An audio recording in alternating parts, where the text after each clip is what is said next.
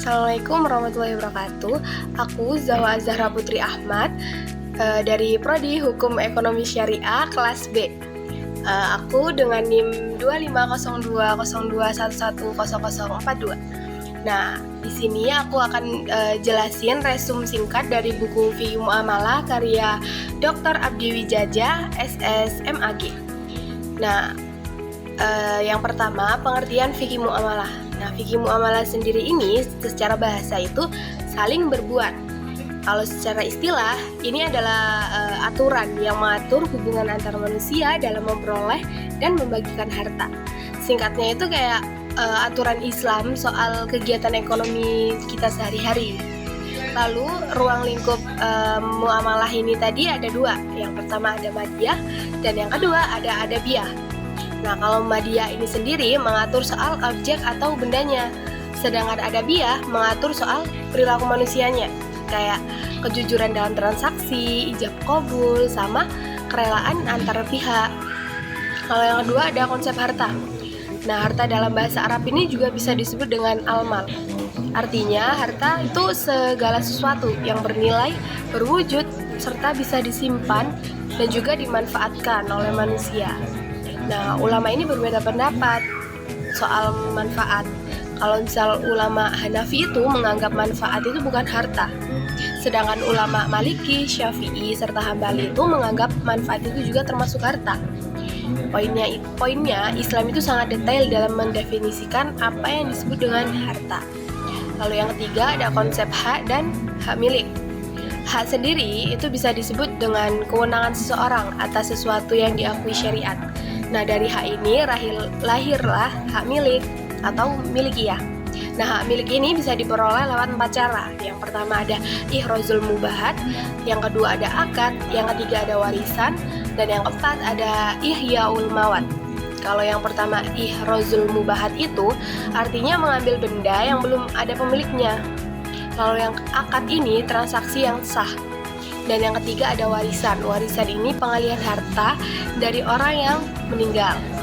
Lalu yang keempat ada ihyaul mawat, yang artinya menghidupkan tanah yang terlantar. Lalu ada konsep akad. Akad ini bisa disebut dengan perjanjian antara dua pihak yang melahirkan hak dan kewajiban. Jadi inti dari transaksi di Islam ini itu juga akad, yaitu akad gitu. Terus rukun akad ini ada 3. Yang pertama ada akid, yang kedua ma'qud alaih, dan yang ketiga ada siwon. Akid ini pihak yang berakad, jadi kayak subjeknya gitu. Nah, syaratnya harus balik dan juga berakal. Yang kedua ada ma'qud alaih atau objek akadnya, barangnya. Nah, barangnya ini harus jelas, halal, dan juga bisa diserahkan. Terus yang ketiga ada ziwat. Ziwat itu ijab qabul yang harus dilakukan dalam satu majelis atau satu tempat. Lalu yang kelima ada jual beli dan khiyar. Jual beli atau al-buyu itu adalah kegiatan tukar menukar harta atas dasar saling rela sesuai syariat. Nah, dasarnya itu jelas di surat Al-Baqarah ayat 275. Yang intinya Allah itu menghalalkan jual beli dan mengharamkan riba. Nah, adapun syarat-syarat sah jual beli, yang pertama ada penjual dan pembeli. Nah, ini harus balik dan berakal. Lalu yang kedua ada barangnya. Barangnya itu juga harus jelas dan halal. Dan yang ketiga ada harga yang harus disepakati. Serta yang terakhir ada akad tanpa paksaan. Jadi di dalam akad ini nggak boleh ada paksaan. Kedua belah pihak harus saling rela gitu. Terus dalam jual beli juga itu ada yang namanya khiyar. Khiyar itu hak untuk melanjutkan atau membatalkan transaksi. Nah, di khiyar ini ada 3 jenis. Yang pertama ada khiyar majelis, yang kedua ada khiyar syarat, dan yang ketiga ada khiyar aib. Khiyar majelis itu apa? Khiyar majelis itu selama masih ada di tempat yang sama. Jadi kalau misal masih ada, contohnya di pasar ya.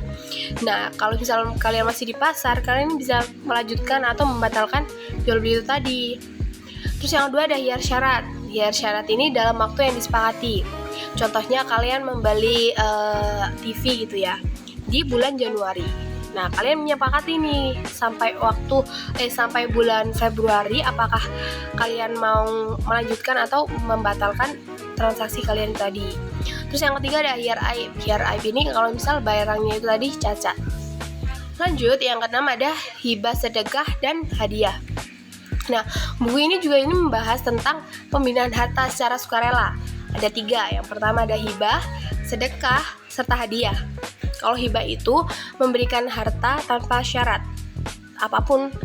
Nah, kalau misal sedekah itu memberikan barang tersebut karena harapan atau ridho dari Allah. Sedangkan hadiah ini pemberian secara sukarela.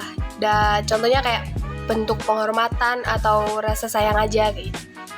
Nah, ketiganya ini juga punya konsekuensi hukum tersendiri di dalam Islam. Lalu yang ketujuh ada kerjasama pertanian. Nah, ada 2 bentuk kerjasama dalam bidang pertanian. Intinya ada muzaroah dan musakoh. Kalau muzaroah ini pemilik lahan dan penggarap itu bekerja sama buat mengelola lahan ini tadi. Terus hasilnya dibagi kayak itu sesuai kesepakatan, bagi hasil. Lalu kalau musakoh ini, penggarap ini merawat tanaman yang sudah ada. Terus imbalannya sebagai hasil panen. Jadi yang merawat tanaman ini tadi penggarap aja kayak itu. Terus imbalannya itu tadi sebagian dari hasil panen. Lalu bukti nyata dalam mendorong prinsip gotong royong dalam Islam itu tadi yang muzaroah dan musakoh.